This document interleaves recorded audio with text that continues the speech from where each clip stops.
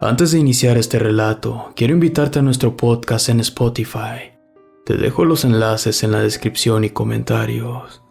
Sin más, comenzamos. La bruja y el párroco.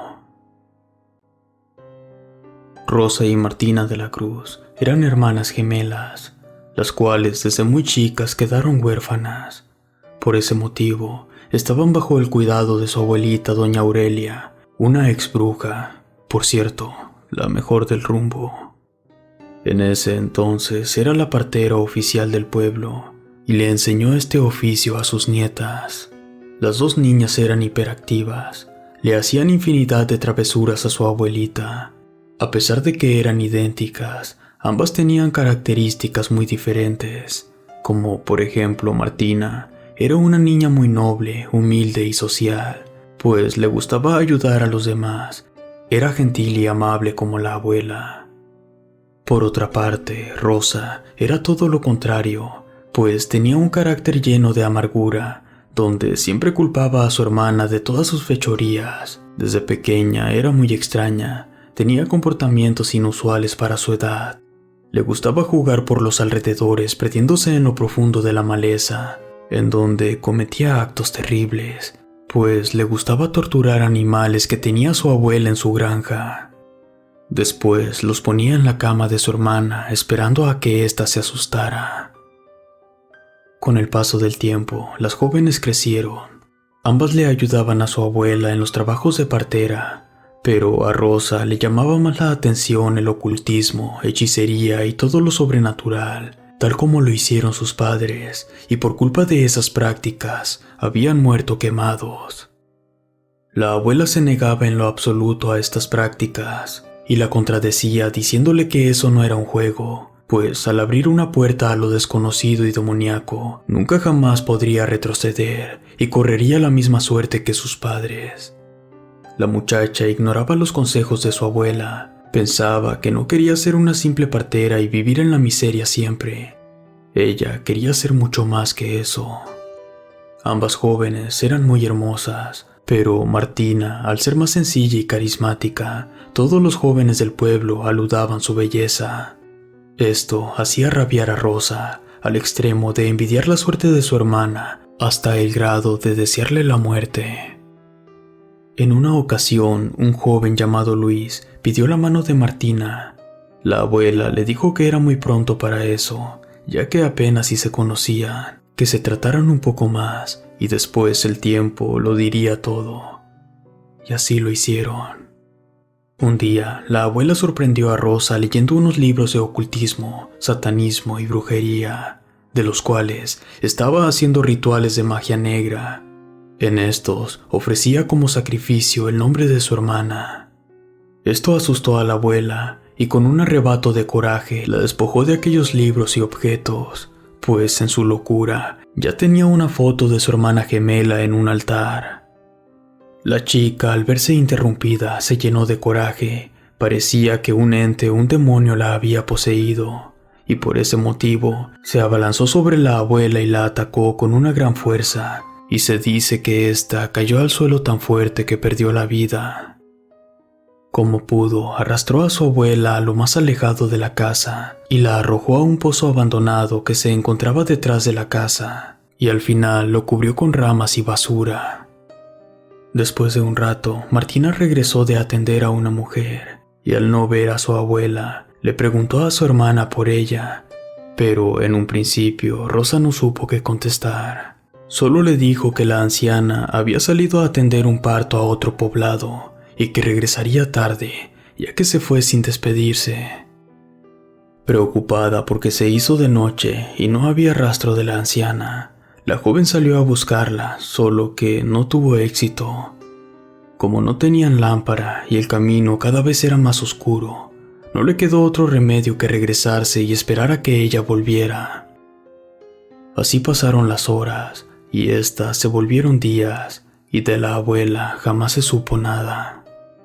Martina acudió al municipio de San Bartolo y preguntó por la abuela. Recorrió el hospital y nadie le daba razón de ella.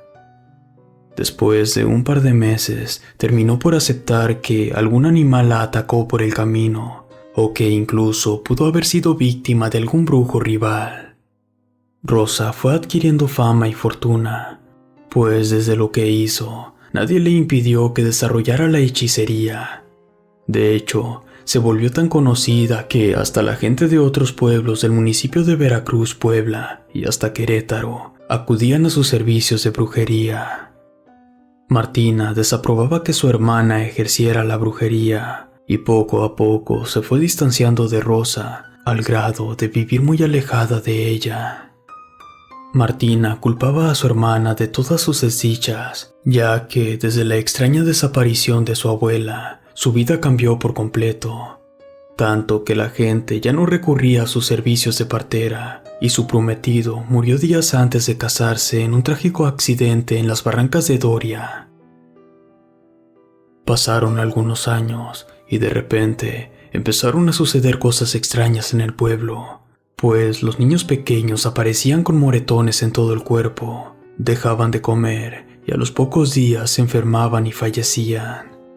Esto era preocupante, ya que cuando no había niños en el pueblo, esta suerte también caía sobre los animales de los corrales del rancho, los cuales se les encontraba sin gota de sangre en sus cuerpos. La gente empezaba a murmurar sobre la existencia de algún demonio o tal vez el regreso de alguna bruja. Todos aterrados, acudieron ante el cura del pueblo para pedirle ayuda, pues cada vez eran más frecuentes estos actos aterradores. El párroco encargado, como era muy viejo, enfermó, y por este motivo fue removido por el obispado hasta Ciudad de México, así que en su lugar llegó un sacerdote muy joven llamado Manuel González. Este venía a asistir en la parroquia y quedó al servicio del pueblo. No tardó en correr la noticia de la llegada del nuevo sacerdote. Esto llegó a oídos de Rosa, que odiaba a los siervos de Dios, pues estos eran un obstáculo para sus trabajos negros. Pero allí, la historia de la bruja negra del estado de Hidalgo dio un giro de 160 grados. Un día, Rosa se dispuso a conocer al nuevo padre, y en su mente estaba la misión de también dañarlo. Puso como pretexto darle la bienvenida y ponerse a sus órdenes, para así tratar de acabar con él. Solo que cuando lo vio por primera vez, su corazón se le salía del pecho, ya que sentía una muy fuerte atracción. Ella no pudo creer lo que sentía, así que de inmediato se asustó y se retiró del lugar. Desde entonces, en repetidas ocasiones, la mujer acudía a la casa del padre con cualquier pretexto solo para verlo. Con el tiempo, ésta se enamoró del sacerdote. Tanta era su obsesión con él, que se dio a la tarea de seducirlo. En una ocasión, Rosa acudió a la iglesia para confesarse, sabiendo que su pacto con el diablo no le permitía poner un pie en el recinto, y así desobedeció a Lucifer. Sabía que podía enamorar al párroco. No dudó en acercarse atrevida y provocativa. Se le insinuó, le confesó sus sentimientos y le juró que en secreto podían enamorarse.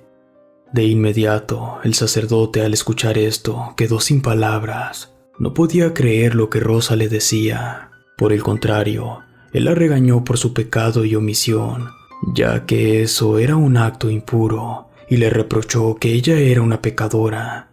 El párroco le ordenó que tenía que sacar de su mente esos pensamientos, que se arrepintiera y pusiera en orden sus ideas, ya que se encontraba totalmente confundida.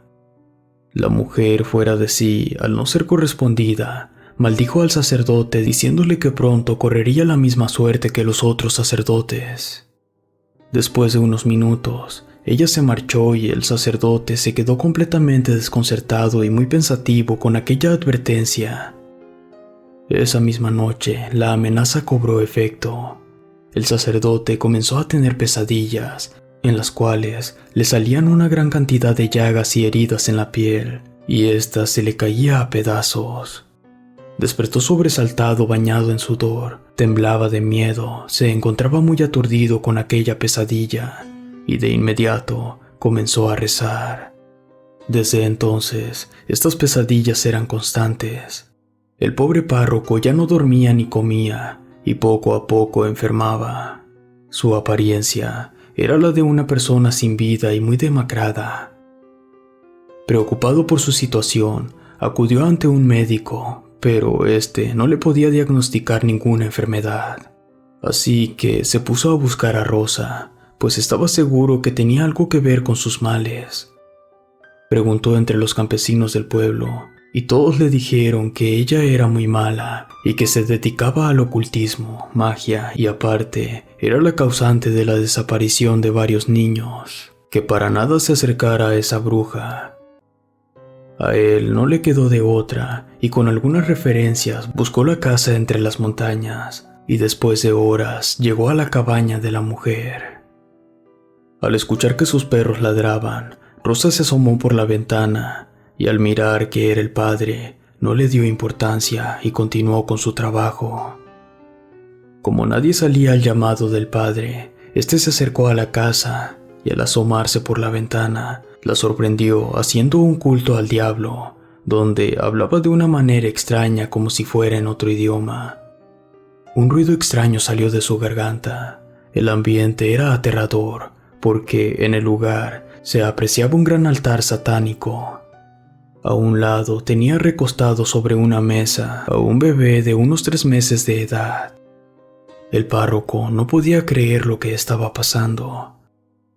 De pronto, el ambiente fue más aterrador. Las luces parpadearon sin cesar, los perros aullaban, y fue el momento justo cuando la mujer levantó al pequeño y comenzó a ofrecerlo a Lucifer.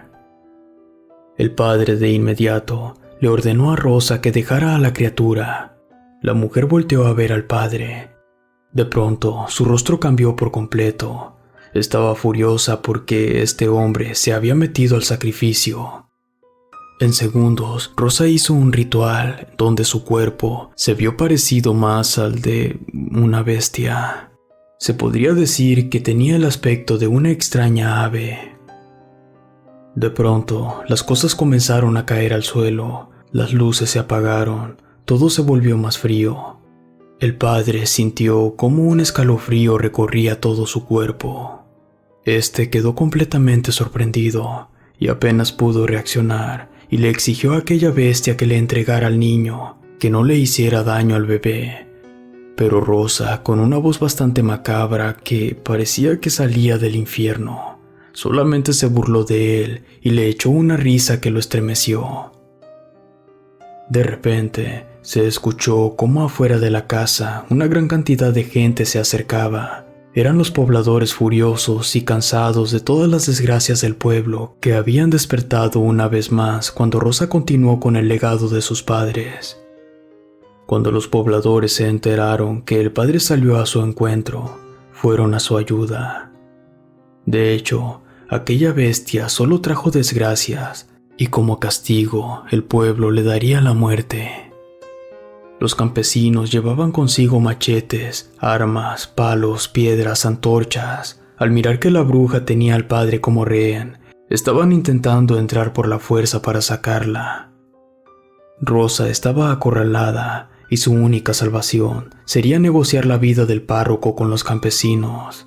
Pero estos, cuando ya la tenían acorralada, el padre gritó desde adentro y les dijo que esa no era la solución, que él intentaría hablar con ella para que se entregara. Rosa no tenía escapatoria. Era tanto el coraje e impotencia de la multitud que replicaron que ellos harían justicia por su propia mano, pues tenían a la bruja sin escapatoria. De pronto, Rosa se arrastró velozmente y tomó al bebé por el cuello, amenazando con asesinarlo si estos no la dejaban en paz. Los pobladores estaban decididos en quemarla. Unos gritaban que devolviera al niño, otros que soltara al padre. En fin, ahí se armó una batalla campal donde la bruja se negaba a entregarlos. El sacerdote, implorando piedad a Dios, negoció la liberación del pequeño y le dijo que le cambiaría su propia vida. Sin pensarlo, la bruja aceptó el trueque. Cambió al niño por la vida del sacerdote. Gracias a Dios y al párroco que se sacrificó, fue como se pudo regresar al niño con sus padres. La gente enloqueció y, olvidando al párroco, le prendieron fuego a la casa, sin saber que el padre tampoco saldría de allí. El fuego consumió rápidamente la casa hasta quedar completamente en cenizas. De entre las llamas se escuchó un grito aterrador que estremeció a todos. Se dice que no se pudo hacer nada para salvar la vida del padre.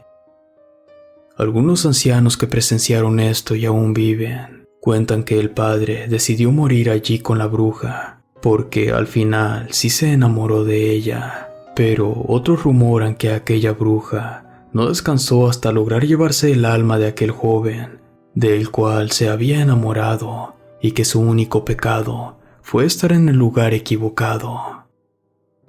De Martina no se supo nada hasta años después que vendieron su casa y limpiaron el viejo pozo para volver a usarlo.